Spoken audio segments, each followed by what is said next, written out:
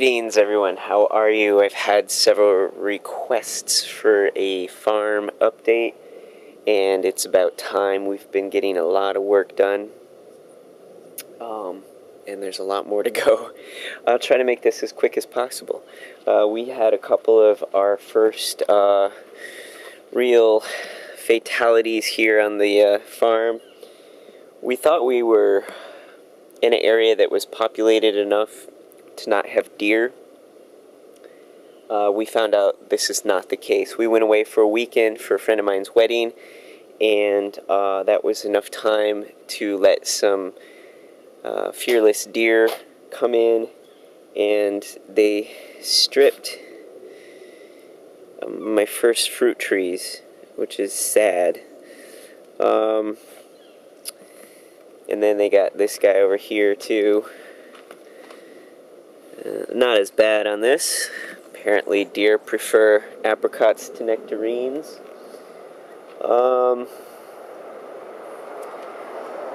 You know, it's pretty close to dormant season, so maybe they'll be okay.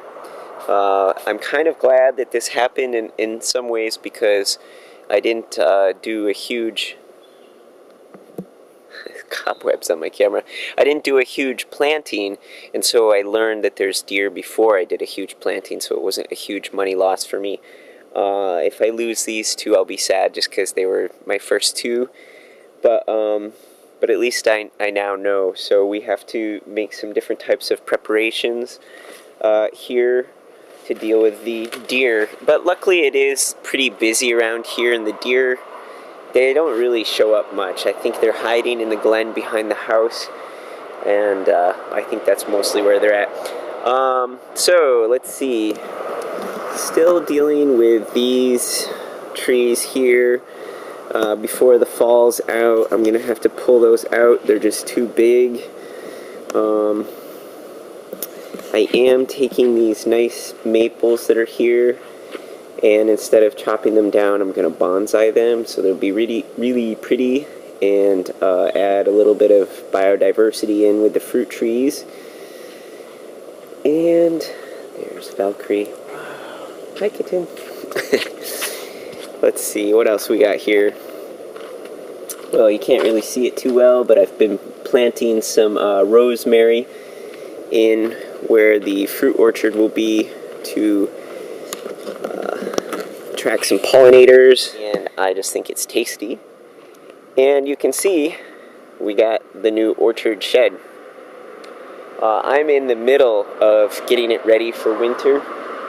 We ordered this shed from a company called Better Built Barns, and it comes sort of half done. They basically just came in and framed it for us, and I'm doing all the other work on it, so I'm having to caulk, paint, winterize. Let's pan around here.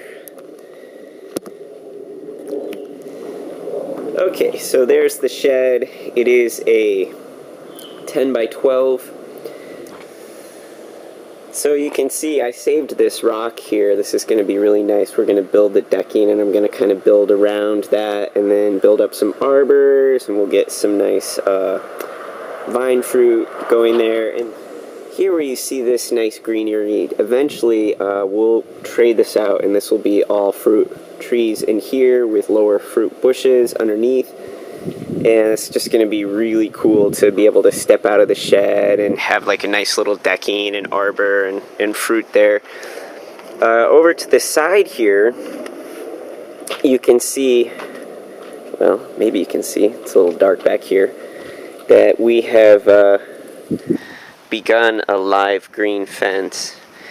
And this stuff's really slow growing, but when it does mature, it just makes a really pretty hedge. And we just think that you can see this is some remnant of some crappy fence that was here before, that building a green fence is where it's at. So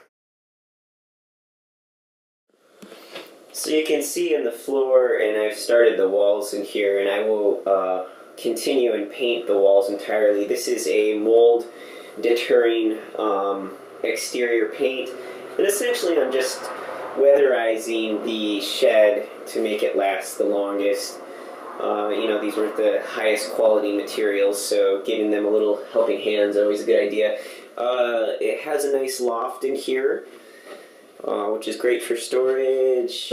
And then there's one workbench too. And eventually in here, as soon as I get it weatherized and painted on the outside, I'll get in here and build this in here with shelves and tool corrals for the orchard tools and so on. And then we'll start building on the exterior, the arbors. I'd like to have the arbors done by next spring, probably before the end of this winter, see if I can get it done by then, just so that once we get to spring, we can get the vine fruit getting settled in and growing. So that's pretty exciting. At this point, let's make a financial statement. We've gotten a bunch of tools, we've picked up many plants, we've already planted lots of things around the farm here. We got this shed, trying to think what else. We got a leaf blower, that was kind of a big one. And a chop saw, a radial arm chop saw, which we need to build the arbors. We've now spent $5,150. So it does take some money to get a permaculture farm set up, but you could do it without this shed. We just didn't have a place for our tools in the new house, really, and we just wanted a center of operation that wasn't going to be dragging a bunch of dirt into the house. So more or less, I think that by the time we're said and done, we'll probably be 10 grand into it once we get all the trees and more building supplies and fertilizers and topsoil. I'm going to have to get that going just because I don't have it started here yet. And I think we're going to get a wood chipper so that we can make our own bark, so we're not constantly paying for that. So that's my guess to get everything sort of started. You know, chicken wire, protection from the deer. I'm going to say probably 10 grand by the time it's said and done.